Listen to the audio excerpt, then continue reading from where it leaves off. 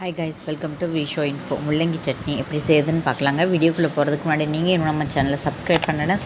அப்படியே பக்கத்தில் இருக்கிற பெல் ஐக்கானை கிளிக் பண்ணுங்கள். அப்போ தான் நான் போஸ்ட் பண்ணுற வீடியோ எல்லாத்தையும் நீங்கள் உடனே பார்க்கலாம். வீடியோக்குள்ளே போகலாங்க. முள்ளங்கி சட்னி இப்போ செய்ய போகிறேங்க. அதுக்கு தேவையானதெல்லாம் பார்க்கலாங்க. 1/2 கப்பு முள்ளங்கி எடுத்து வச்சுருக்கேன். 2 தக்காளி எடுத்து வச்சுருக்கேன். ஒரு 1/4 கப்பு பெரிய வெங்காயம் கட் பண்ணி வச்சுருக்கேன். 2 பல் பூண்டு, 1 டீஸ்பூன் உப்பு, ஒரு 4 சிவப்பு மிளகாய் எடுத்து வச்சுருக்கேன். அதுக்கப்புறம் இது எல்லாம் நல்லா வதக்கிக்கணுங்க. இது கூட 2 டீஸ்பூன் கடலைப்பருப்பு, 2 டீஸ்பூன் உளுத்தம்பருப்பு எடுத்திருக்கேன். இந்த இடத்துல கருப்பு உளுத்தம்பருப்பு பதிலாக நீங்கள் வெள்ளை உளுத்தம்பருப்பு கூட எடுத்துக்கலாங்க. இப்போ இது எல்லாம் நல்லா வதக்கி அரைச்சா நம்ம முள்ளங்கி சட்னி ரெடிங்க. இப்போ வதக்கிறது எப்படின்னு பார்க்கலாம். நல்லா ஹீட் ஆகிடுச்சுங்க. ஃபஸ்ட்டு இந்த பருப்புலையெல்லாம் வதக்கிக்கலாங்க. இந்த பருப்புலையெல்லாம் நல்லா கோல்டன் கலரில் வர்ற வரைக்கும் வதக்கிக்கலாங்க. அதுக்கப்புறம் நாம் எடுத்து வச்சுருக்க தக்காளி, முள்ளங்கி எல்லாம் சேர்த்து வதக்கிக்கலாங்க. இப்போ இது 1 நிமிஷம் நல்லா வதங்கட்டுங்க.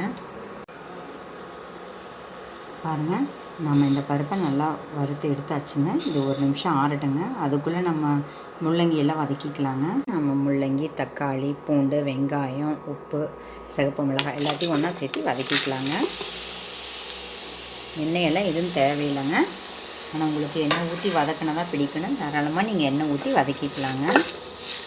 இது நல்லா இப்போ ஒரு 5 மினிட்ஸ் நல்லா வதங்கட்டுங்க. அதுக்கப்புறம் அந்த பருப்பு இதெல்லாம் சேர்த்து அரைச்சதுக்கப்புறம் இதுக்கு ஒரு தாளிப்பு கொடுத்துடலாங்க. இது ஒரு 5 நிமிஷம் வதங்கட்டுங்க. ஃபஸ்ட்டு இந்த பருப்பை ஒரு ரன் விட்டுக்கலாங்க. அதுக்கப்புறம் நம்ம முள்ளங்கியெல்லாம் வதக்குனது இதில் சேர்த்து அரைச்சிக்கலாங்க. இந்த அளவுக்கு அரைச்சாச்சு. இப்போ நம்ம முள்ளங்கியெல்லாம் சேர்த்து அரைச்சிக்கலாங்க. தண்ணி ஊற்றி சட்னி மாதிரி அரைச்சிக்கலாங்க. பாருங்கள், பருப்பு அரைச்சதுக்கப்புறம் முள்ளங்கி, தக்காளி, பூண்டு, வெங்காயம், உப்பு, சிவப்பு மிளகாய் அரைச்சதுக்கப்புறம் இந்த கறிவேப்பிலையும் வதக்கிட்டு அரைச்சிருக்கலாம். அப்போ நான் போடாமல் விட்டுட்டேன், அதனால் இப்போ சேர்த்து அரைச்சிக்கிறேங்க. தாளிக்கும் போது கூடி கறிவேப்பிலை போடலாம். ஆனால் தாளிப்பில் போட்டோம்னா அது எடுத்து வெளியே போட்டுருவோம். இதில் சேர்த்து அரைச்சிட்டோம்னா எடுத்து போட முடியாது. கறிவேப்பிலையோட சத்தம் நமக்கு கிடைக்குங்க. அதனால் நான் இது கூட சேர்த்து அரைச்சிட்டு இப்போ தாளிக்கலாங்க. முள்ளங்கி சட்னியை தாளிப்பு கொடுக்கணும் பார்த்திங்களா, அதுக்காக 1 டீஸ்பூன் ஆயில் ஊற்றி ஹீட் பண்ணியிருக்கேங்க. ஹீட் ஆகிடுச்சு. கடுகு சேர்த்துக்கிறேங்க. நம்ம சேர்த்த கடுகு வெடிச்சிருச்சு. உளுத்தம்பருப்பு சேர்த்திக்கிறேங்க. அதுக்கப்புறம் பெருங்காயத்தூள் சேர்த்துக்கிறேன். இதெல்லாம் மிக்ஸ் பண்ணிக்கலாங்க. இப்போ நம்ம அரைச்சி வச்ச அந்த முள்ளங்கி சட்னியை இதில் மிக்ஸ் பண்ணிக்கலாங்க. தாளிக்காமல் அப்படியே கூட சாப்பிட்லாம். தாளித்தா இன்னும் சூப்பராக இருக்கும். அப்படிங்கிறதுனால நான் தாளிக்கிறேங்க. இப்போ அரைச்சி விழுத அந்த சட்னியை இது கூட சேர்த்திக்கலாங்க. 2 நிமிஷம் வதக்கினா போதுங்க. நாம் வதக்கினது கம்மியாக இருந்தது, முதல்ல வதக்கினது கம்மியாக இருந்துச்சுன்னா இப்போ நல்லா இன்னும் டைம் கொடுத்து வதக்கிக்கோங்க. பாருங்கள், நம்மளோட முள்ளங்கி சட்னி ரெடி ஆயிடுச்சுங்க. 1 நிமிஷம் நல்லா வதக்கியாச்சுங்க. இப்போ இதை ஒரு பவுலுக்கு மாற்றிட்டு காமிக்கிறேங்க.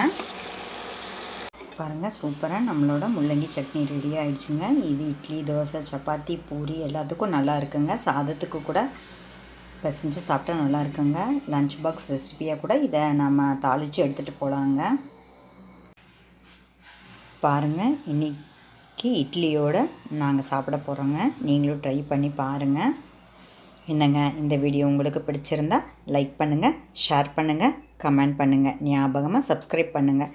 ஓகே, பாய்.